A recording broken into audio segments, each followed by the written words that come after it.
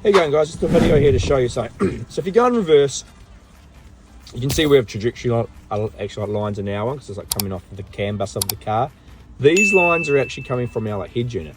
So if you touch and hold on the screen in reverse, push the like setting icon, type in 4 ones, you can actually adjust these lines. You can see that they're moving here. So what we actually suggest our like customers to do is you can actually put a piece of chalk to show where your like tires are, and then also maybe a chalk line at a certain like a width back. So then I know for example the red line is going to be at half a meter behind the rear of the car, and you can just like do that by just like drawing on your driveway.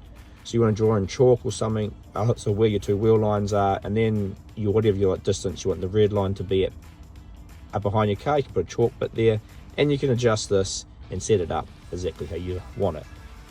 That's how you can like adjust the reverse lines at the back here, and it's a pretty handy thing to do if you just want to get it exactly like right or understand how far back your like red line actually is.